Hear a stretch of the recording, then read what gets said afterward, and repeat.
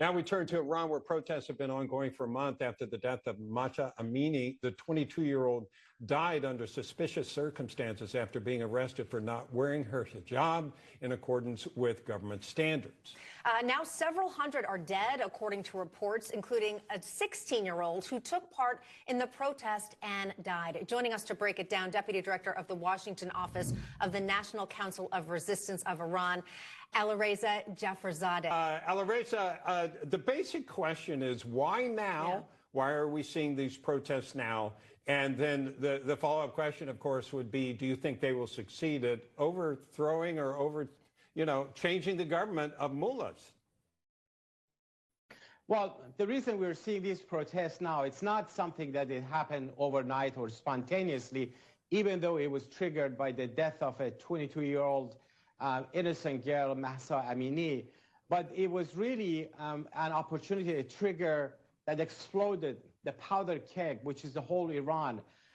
For 43 years, the people of Iran are entirely fed up with this regime, and they're looking for opportunities to bring down the mullahs. So the issue is not, a single issue focused only on one subject. Rather, no matter how the protests break out, it's about the entire thing. It's about the overthrow of the mullahs. That's why you're hearing the chants of death to Khamenei, death to the dictator, death to the oppressor, be it the Shah or the leader, the supreme leader. You remember there were several rounds of protests and uprisings in Iran starting in late 2017 and early 2018. Each of them, the regime managed to crush in about 2, 3 days, 4 days, 5 days. This one is entirely different.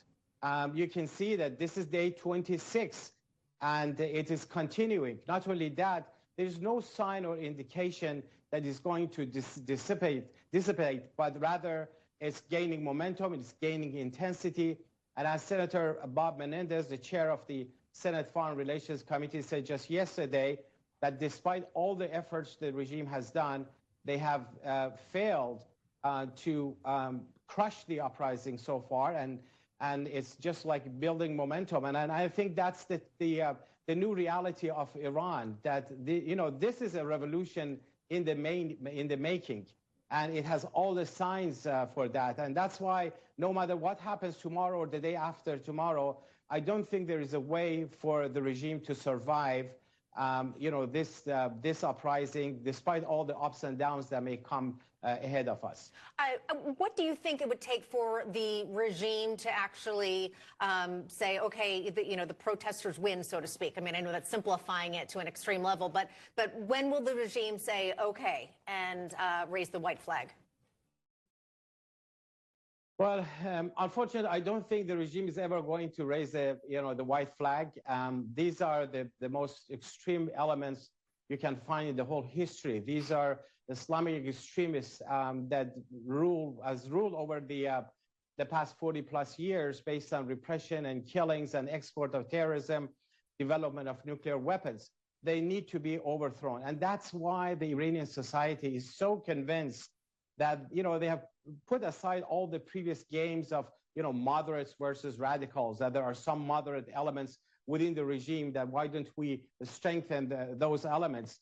Those games are now over. People are saying, okay, we're going to overthrow this regime. So what it takes is that to further empower the population in terms of their ability to organize. And by the way, you may have noticed that these activities, these protests are very well organized. You can see it in the slogans, you can see it in the continuity and all of that. And I think that's why the U.S. can play a big role in helping to make sure that this succeeds in the fall of the Ayatollahs.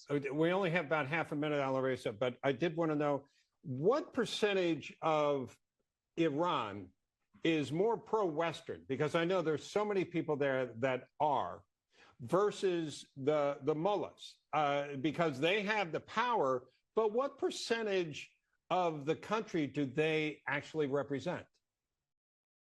Well, the regime's own officials have conceded that they represent less than 4% of the population. And those are the people who rule or their family members and the people around it. The rest of the population, they want democracy, they want freedom, they want a republic form of government. They want all the standards and the values that people in the Western nations and free nations are cherishing. And that's what we're going to see in Iran. All right, Alireza Jafarzadeh, thank you so much for being with us. Good to see you. Thank you so much. Appreciate that.